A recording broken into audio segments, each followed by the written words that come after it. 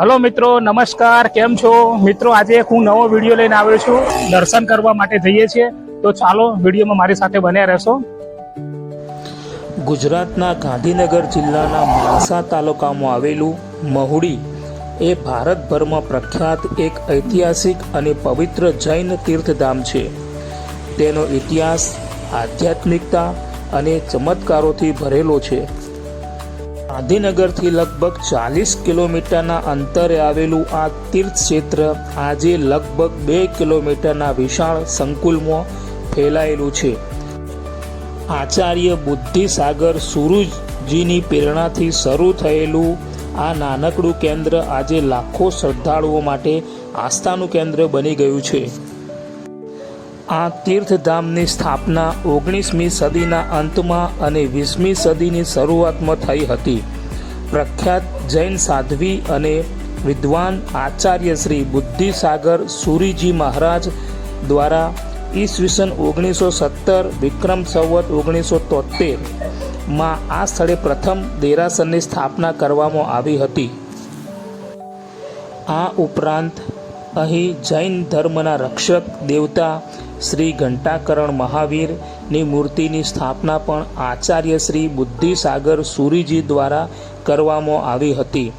એવું માનવામાં આવે છે કે ઘંટાકરણ મહાવીર 52 વીર પૈકીના એક જ છે જે ભક્તોને મુશ્કેલીમાં મદદ કરે છે અને તેમની રક્ષા કરે છે. શ્રી ઘંટાકરણ મહાવીર કલિયુગમાં ભક્તોનું દુઃખ દૂર કરનારા જાગતા દેવ તરીકે ઓળખાય છે. ઘંટાકરણ મહાવીર તીર તાણીને લોકોને ધર્મ કાર્યમાં રાત દિવસ સહાય કરે છે. ધર્મીઓનો ભય હરે છે. બાહ્ય અને અંતર ભય, આદિ વ્યાધિ ઉપાધિ દુઃખોનો સહાર કરી, રિદ્ધિ સિદ્ધિ ભરપૂર કરી, સુખ શાંતિ સમૃદ્ધિ સમાધિ અને સદગતિ એટલે કે સિદ્ધ પદ મોક્ષ સુખ આપવામાં સહાયભૂત બને છે. આસો વદ 14ના દિવસે એટલે કે કાળી ચૌદસે અહીં વર્ષમાં એક જ વાર શ્રી ઘંટાકરણ મહાવીરને પ્રક્ષાલ પૂજા કરવામાં આવે છે. તે દિવસે તેમના દર્શન કરવા એ એક લાહવો ગણાય છે. મહુડીના ઘંટાકરણ મહાવીર મંદિરમાં ઘંટ વગાડવાની પરંપરા માનતા અને ભક્તિનું પ્રતીક છે. ભક્તો પોતાની મનોકામના પૂર્ણ કરવા, કષ્ટો નિવારવા અથવા બાધા આખી કરવા માટે આ ઘંટ વગાડે છે. ઘંટાકરણ મહાવીર રક્ષક દેવ માનવામાં આવે છે. ભક્તો પોતાની સમસ્યાઓના નિવારણ માટે પ્રાર્થના કરીને આ ઘંટ વગાડીને પ્રભુનું ધ્યાન ધરે છે. ભગવાન ઘંટાકરણ મહાવીરના સાનિધ્યમાં 108 ગાંઠની બાધા. આ પરંપરામાં ભક્તો નારાછડી કે લાલ દોરાની 108 ગાંઠોની બાધા રાખે છે. દરેક ઘંટ વાગ્યા પછી એક કલાકના અંતરે એક ગાંઠ વાળવામાં આવે છે. આ પ્રક્રિયા દ્વારા ભક્તો એકાગ્રતા અને શ્રદ્ધા સાથે પ્રભુની આરાધના કરે છે.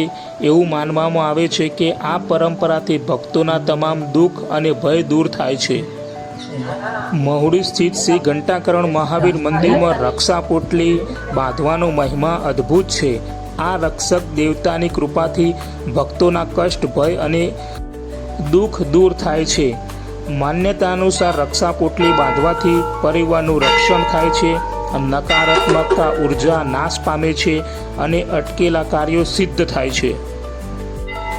મહુડી સ્થિત ઘંટાકરણ મહાવીર મંદિરમાં ભગવાનને સુખડીનો પ્રસાદ ચડાવવાની પરંપરા ખૂબ જ પવિત્ર અને અનોખી છે. એવી માન્યતા છે કે આ પ્રસાદ માત્ર મંદિર પરિસરમાં જ આરોગવો પડે છે. તેને મંદિરની બહાર લઈ જવાની સખત મનાઈ છે. ઘંટાકરણ મહાવીરને સુખડી અત્યંત પ્રિય હોવાથી તેમને ખાસ સુખડીનો જ પ્રસાદ ચડાવવામાં આવે છે. આ પ્રસાદનો સૌથી કડક નિયમ એ છે કે ચડાવેલી સુખડી મંદિરની મર્યાદાની અંદર જ પૂરી કરી દેવી પડે છે. તેને ક્યારેય ઘરે લઈ જઈ શકાતી નથી કે મંદિરની બહાર કોઈને આપી શકાતી નથી. આ નિયમના કારણે તમામ ભક્તો ભેદભાવ ભૂલીને એક સાથે બેસીને પ્રસાદ લે છે. આશરે 2000 વર્ષ જૂના આ પવિત્ર તીર્થધામમાં રહેવા જમવાની પણ સગવડ છે. ભોજનાલય અને ધર્મશાળાની પણ સગવડ છે.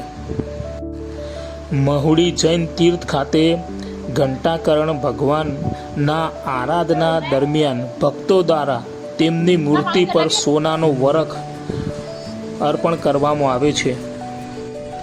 મંદિરની બહાર ઘણા બધા સ્ટોલ લાગેલા છે. ત્યાં અવનવી વસ્તુઓ મળતી હોય છે. ઘર વખરીની, રમકડા, ખાણીપીણી, ફ્રૂટ્સ વગેરે અવનવા ઘણા બધા સ્ટોલ લાગેલા છે. દર્શનાર્થીઓ દર્શન કરવા માટે આવતા હોય છે. દુકાનો લાગેલી છે ત્યાંની પણ મુલાકાત લેતા હોય છે. મિત્રો, ઘંટાકરણ મહાવીર દાદાના દિવ્ય દર્શન કરી સાચા અર્થમાં મનની શાંતિ અને ધન્યતાની અનુભૂતિ થાય છે. દાદાની અસીમ કૃપા અને ચમત્કારિક આશીર્વાદ ભક્તોના તમામ કષ્ટો અને રોગોનું નિવારણ કરે છે. દાદાના દર્શન કરવાની અલૌકિક અનુભૂતિ દરેક ભક્તોને સકારાત્મક ઉર્જા પ્રદાન કરે છે. જય ઘંટાકરણ મહાવીર.